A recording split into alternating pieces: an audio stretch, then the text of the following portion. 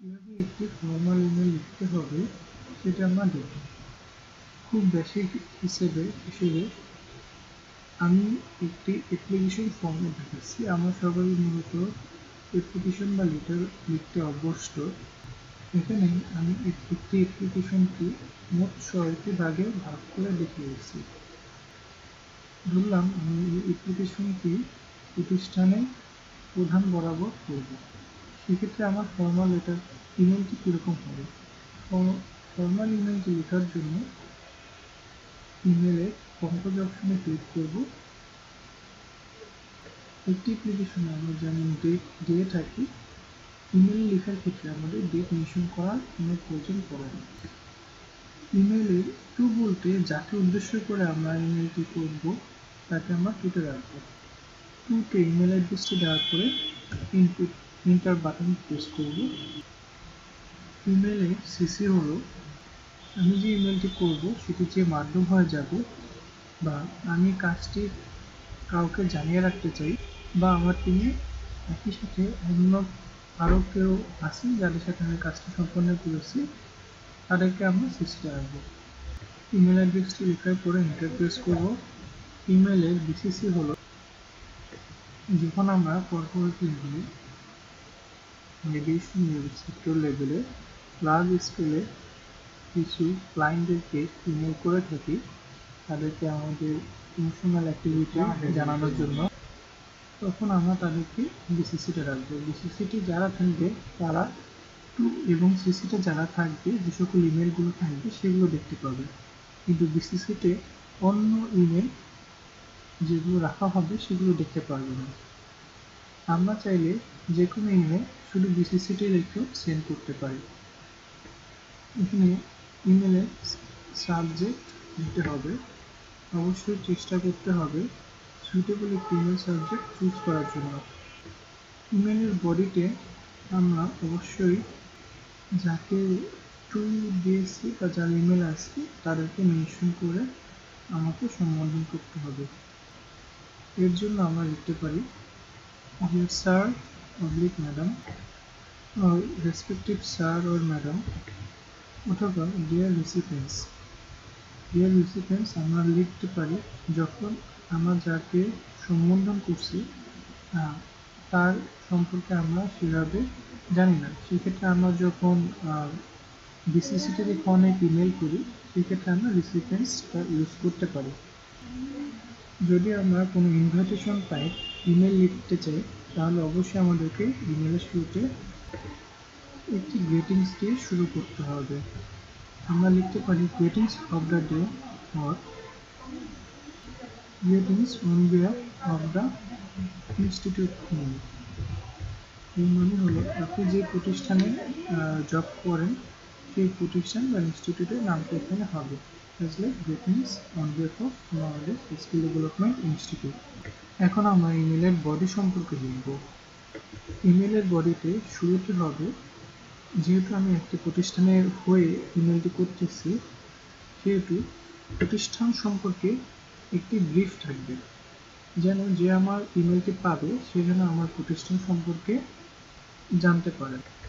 বডির পরবর্তী ধাপে দিতে হবে আমার প্রোগ্রাম সম্পর্কে একটি বর্ণনা, যেন আমার প্রোগ্রাম বা ইমেলের উদ্দেশ্যটা কি সেটা আমার পরবর্তী ধাপে দেব।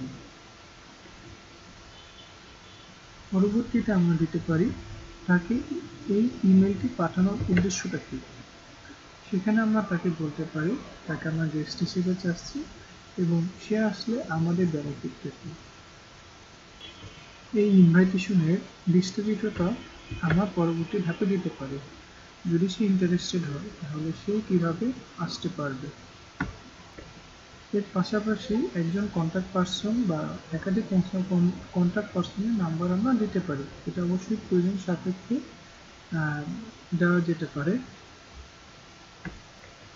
এর উদ্দেশ্য হলো যখন প্রয়োজন হবে সেই ব্যক্তি যেন কন্ট্যাক্ট পার্সনের সাথে সরাসরি যোগাযোগ করতে পারে যে কোনো ইনফরমেশনের জন্য। এবং সর্বশেষ আমরা তার সম্মতির জন্য একটি লাইন লিখব। পরবর্তীতে আসবে আমাদের সিগনেচার অপশন। এর আগে আমরা লিখতে পারি সিনসিয়ার ইউ অর রিগার্ডস।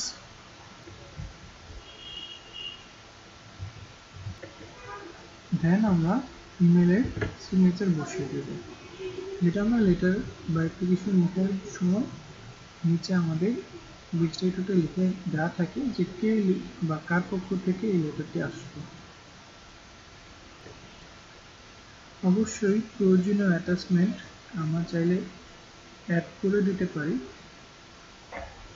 এর পরবর্তীতে আমরা ইনসার্ট লিঙ্ক করে আমাদের যদি কোনো প্রয়োজনীয় লিঙ্ক থাকে দিয়ে দিতে পারি, তবে ইনসার্ট লিঙ্কটা করে দেওয়া সবচেয়ে ভালো। ধরলাম আমাদের যে লোকেশনটা আছে সেই জন্য আমাদের লোকেশন খুব সহজে আসতে পারে, এর জন্য আমি একটি ইনসার্ট লিঙ্ক করব। আমি যে টেক্সটের উপরে লিঙ্ক করতে চাই সেই টেক্সটটি সিলেক্ট করলাম এবং আমি একটি লোকেশনে পেস্ট করে দিলাম, দেন ওকে। তাহলে আমার লিঙ্কটি পেস্ট হয়ে গেল। ফর্মাল ইমেল লেখার ক্ষেত্রে অনেক ধরনের চেঞ্জেস আসতে পারে, আমি শুধু একটি ফর্মেট নিয়ে এখানে আপনাদেরকে আলোচনা করলাম। কমিউনিকেশনের অন্যতম একটি মাধ্যম হিসেবে আমরা ইমেল ব্যবহার করে থাকি। পার্সোনাল কাজে বা অফিসিয়াল কাজে আমরা বিভিন্ন পার্সনদেরকে ইমেল করে থাকি এবং তাদের কাছ থেকে বিভিন্ন সাবজেক্টে আমরা ইমেল রিসিভ করে থাকি। এখন দেখা যায় একটি ইমেল যখন আমরা বহুদিন ধরে ব্যবহার করে আসছি, তখন আমাদের সেন্ড বক্সে আমরা অনেক ইমেল পাঠানো হয়ে থাকে এবং ইনবক্সে আমরা অনেক পরিমাণে ইমেল জমা হয়ে থাকে, যে কারণে যখন পূর্বের কোনো ইমেল আমাদেরকে খুঁজে বের করতে হয়, খুব সহজে এবং স্বল্প সময়ে খুঁজে বের করাটা কষ্টসাধ্য হয়ে যায়। এছাড়াও কিছু পার্সনের ইমেল আমাদের খুব ইম্পর্টেন্ট হয়ে থাকে এবং আমরা চাই যেন তাদের ইমেলগুলো আমরা খুব সহজে খুঁজে বের করতে পারি এবং সেগুলো রিপ্লাই করতে পারি।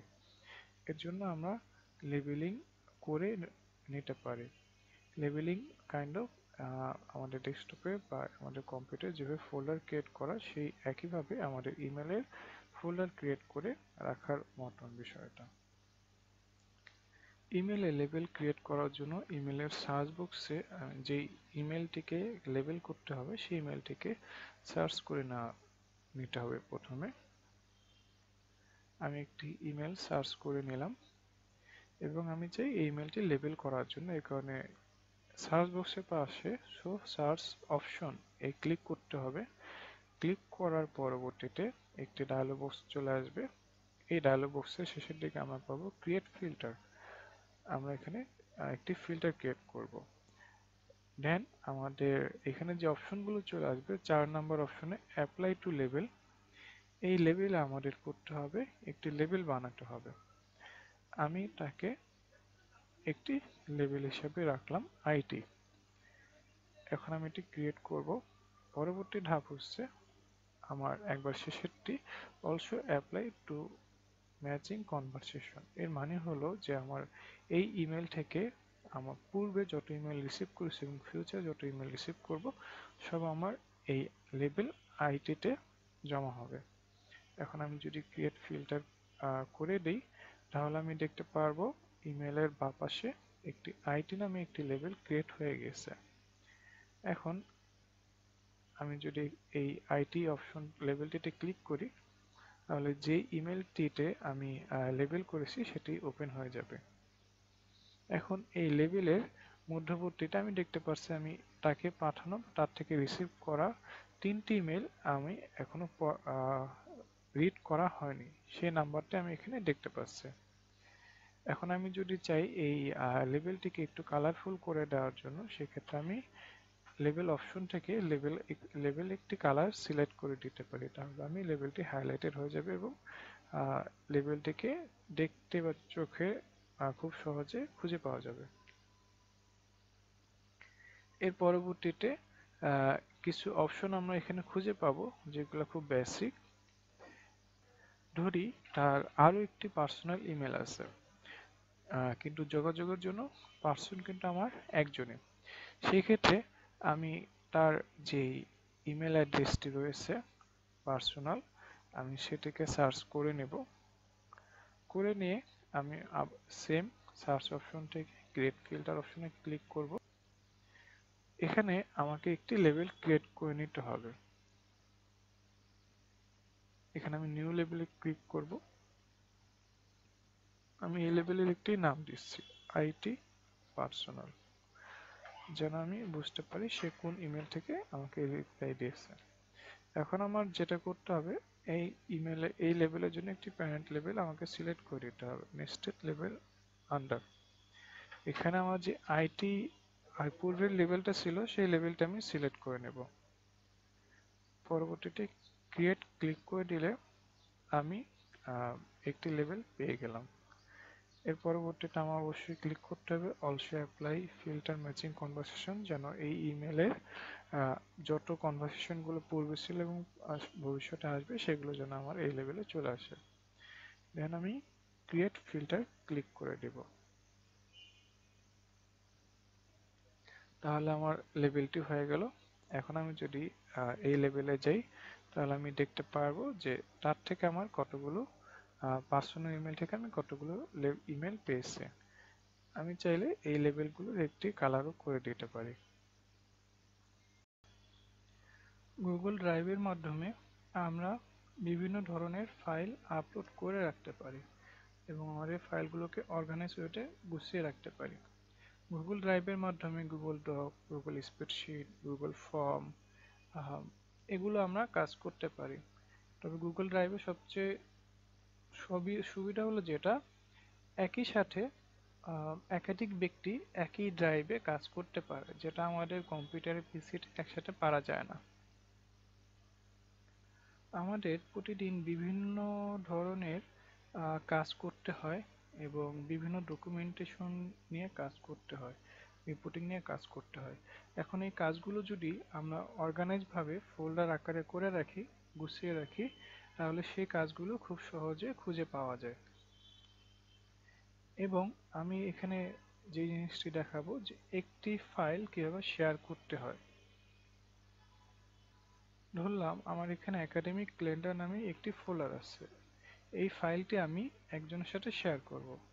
তাহলে ফাইলটির উপরে মাউস পয়েন্টারটি রেখে রাইট বাটন ক্লিক করব। তাহলে আমি পেয়ে যাব শেয়ার। এই শেয়ার অপশন আমি দেখতে পাবো যে কারা কারা এই ইমেলে আছে। আমি এখন আরেকটি ইমেল অ্যাড করতে চাই, সেক্ষেত্রে আমি সেই ইমেলটি লিখে দেব। এখন আমি যদি চাই যে ব্যক্তির সাথে আমি শেয়ার করতেছি সেই ব্যক্তি জানুক যে ফাইলটি শেয়ার হচ্ছে, তাহলে অবশ্যই নোটিফাই পিপলে ক্লিক করে রাখবো। এছাড়া যদি আমি চাই যে না, তার কাছে আসলে নোটিফিকেশনটা না যাক, কারণ সে হয়তো বিরক্ত হবে, তবে ফাইলটি শেয়ার করে থাক, তাহলে সেক্ষেত্রে আমি নোটিফিকেশন বারটি উঠিয়ে দেব। যদি নোটিফিকেশন বারটি উঠিয়ে দেই, অবশ্যই আমাকে একটি ডায়ালগ মেসেজ বক্সে কিছু একটি লিখে দিতে হবে, যেন সে বুঝতে পারে যে তার সাথে আমি কি ফাইলটা শেয়ার করলাম। এখন আমি যদি চাই যে ফাইলটি তার সাথে শেয়ার করলাম সেটি সে এডিট করতে পারবে, তাহলে অবশ্যই আমি তাকে এডিটর হিসেবে রাখবো।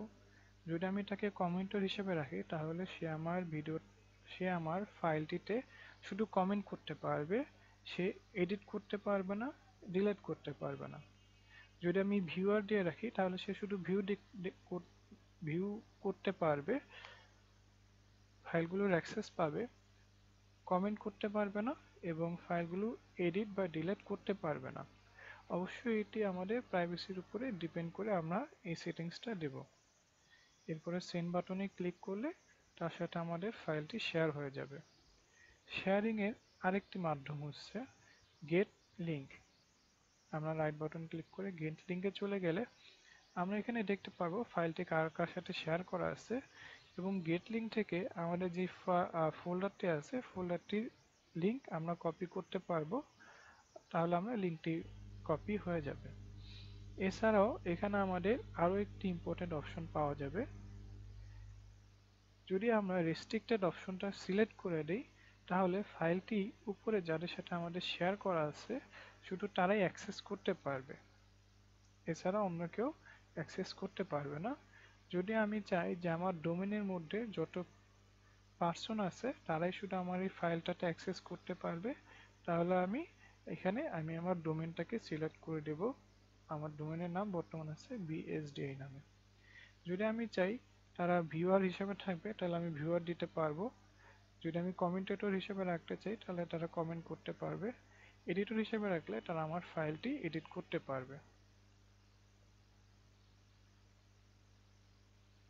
এছাড়া যদি anyone with the link click করি তাহলে এই লিঙ্কটি যার কাছে থাকবে তারা সবাই আমার এই ফাইলটিতে ঢুকে আমার এই ফাইলটি এডিট করতে পারবে, কমেন্ট করতে পারবে বা ভিউয়ার করতে পারবে। তো আমি চাই যে আমার এই ফাইলটি যাদের সাথে শেয়ার করা হবে এবং ফাইলটির লিঙ্ক যাদের কাছে থাকবে তারা শুধু আমার এই ফাইলটিতে ভিউ করতে পারবে, তারা যেন এডিট বা ডিলিট করতে না পারে। সেই ক্ষেত্রে আমি তাদেরকে এই পারমিশনটি দিয়ে ডান দিয়ে দেব। এছাড়া এই ফাইলের আরেকটি অপশন আছে, যে ফাইলটি কবে ক্রিয়েট করা হয়েছে ফাইলটির বিস্তারিত দেখার জন্য আমাদের ডান পাশে ভিউ ডিটেলস ফাইলটিতে ক্লিক করে আই বাটনে ক্লিক করলে ফাইলটি ডিটেলস চলে আসবে। ফাইলটি কারদের সাথে শেয়ার করা আছে, ফাইলটির টাইপ, ফাইলটির ওনার কে আছেন এবং এটা লাস্ট মডিফাই কখন করা হয়েছে, কে করেছেন, লাস্ট ওপেন কখন করা হয়েছে, ক্রিয়েট কখন করা হয়েছে, এই সকল বিষয়টা দেখতে পারবো। এছাড়া চাইলে এই ফাইল সম্পর্কে একটা ডিটেলস এখানে লিখে রাখা যাবে। অ্যাক্টিভিটিতে আমার এখানে যেটা দেখতে পারবো যে এই ফোল্ডারের ভিতরে আমি কতগুলো ফাইল আপলোড করেছি এবং কতগুলো ফাইল আমার এখান থেকে ডিলিট হয়েছে। যেমন যে মার্কগুলো আছে আমার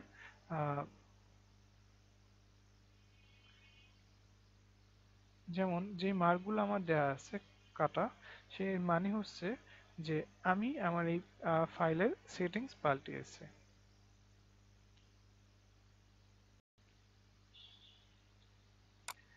স্টোরেজ অপশন থেকে আমরা দেখতে পারবো যে আমাদের কি কি ফাইল আপলোড করা হয়েছে এবং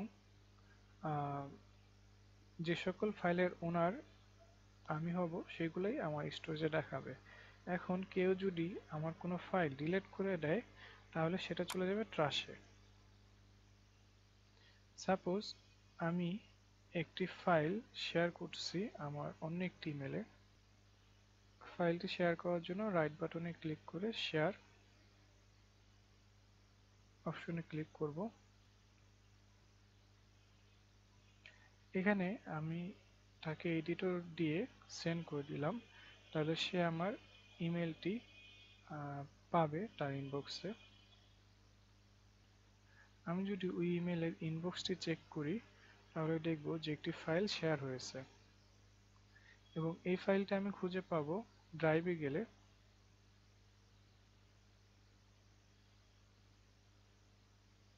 শেয়ার উইথ মি ফোল্ডারে।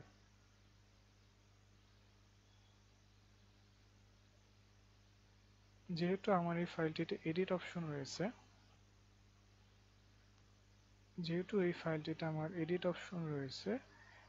আমি চাইলে ফাইলটিকে ডিলিট করতে পারবো না, রিমুভ করতে পারবো। যদি আমি রিমুভ করে দেই তাহলে কি হবে? সাপোজ আমি এই ফাইলটি রিমুভ করে দিলাম, তাহলে আমার পূর্বে যে ড্রাইভটি আছে সেই ড্রাইভের ট্রাশে আমি দেখতে পাবো যে আমার এই ফাইলটি।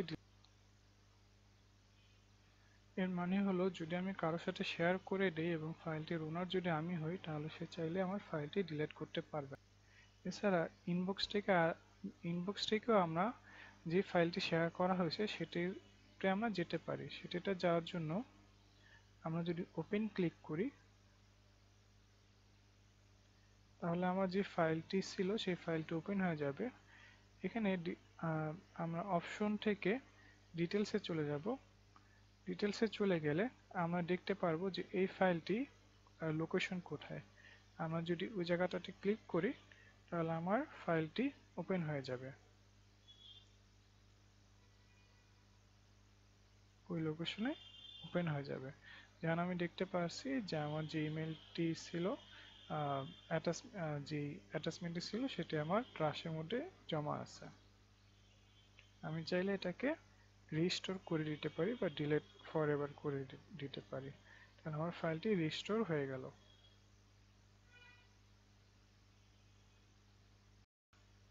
আমরা গুগল ক্যালেন্ডারের কিছু ব্যবহার সম্পর্কে জানব।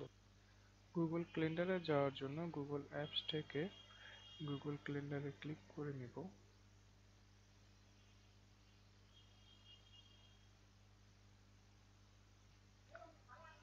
আমি ক্রিয়েট অপশন থেকে একটি new event, reminder, task, appointment slot এগুলো আমরা সেট করতে পারবো। আমি এখন দেখাবো কিভাবে একটি মিটিং সেট করতে হয়। এর জন্য আমি মিটিং এর একটি নাম দেব।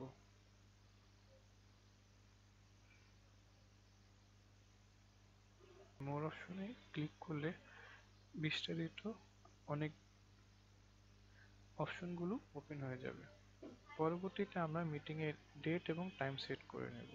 এর জন্য আমি ধরলাম মিটিং টাইম করতে চাই 22 তারিখ, সময় ঠিক করে দেব আমরা 11টা, মিটিং এর ডিউরেশন আমি করে দেব 30 মিনিট। অনেক সময় দেখা যায় আমাদের একটি মিটিং কন্টিনিউয়াস টাইম চলতে থাকে। এমন হতে পারে আমার এই মিটিংটি 2টি বা 3টি অকেশন এর প্রয়োজন হবে, সেক্ষেত্রে আমরা রিপিট অপশনটি চালু করে দিতে পারি। এই জন্য আমরা কাস্টম অপশনে ক্লিক করে মিটিং এর একটি রিপিটেশনের ডিউরেশন সেট করে দেব। ধরলাম আমার এই কাজটির জন্য সপ্তাহে 2টি করে মিটিং এর প্রয়োজন হবে এবং সপ্তাহে আমি শনিবার এবং বুধবার মিটিং করতে চাই। এটি আমার শেষ হবে কত তারিখ সেটা আমার সিলেক্ট করে দিতে হবে।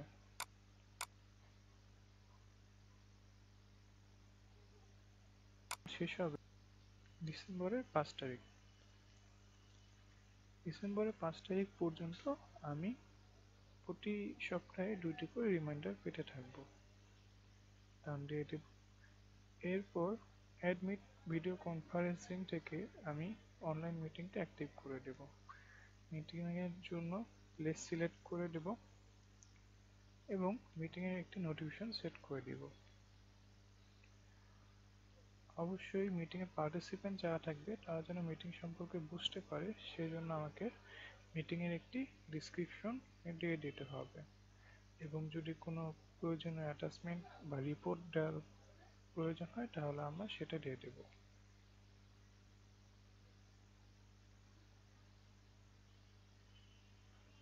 গেস্ট অপশন থেকে আমরা যে সকল ব্যক্তিদেরকে মিটিং এর জন্য ইনভাইট করতে চাই তাদেরকে আমরা এখানে অ্যাড করে দেব। ইমেল লিখে এন্টার দিলে গেস্ট অ্যাড হয়ে যাবে।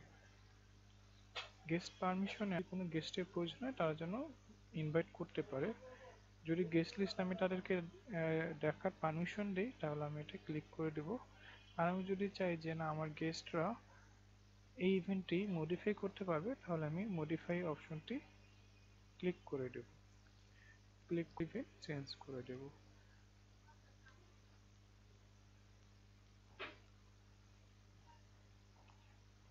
তাহলে আমার যে গেস্টরা আছেন তারা আমার এই মিটিং এর ইনভাইটেশনটি পেয়ে যাবেন। দেখে নেওয়া যাক কিভাবে একটি টাস্ক অ্যাড করতে হয় গুগল অ্যাপস এর মাধ্যমে। টাস্ক এডিট করার জন্য সাইড প্যানেল থেকে টাস্ক অ্যাপটিতে ক্লিক করতে হবে। ক্লিক করলে টাস্কটি ওপেন হয়ে যাবে। অ্যাড এ টাস্ক থেকে আমরা একটি টাস্কের নাম দিতে পারি। ধরলাম আমাদের একটি সার্ভে ফর্ম বানাতে হবে।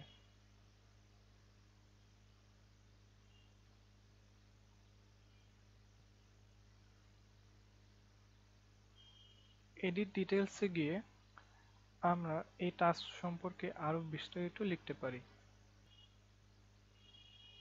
টাস্কের ডেসক্রিপশনে এই কাজের একটি বর্ণনা দিয়ে দিলাম।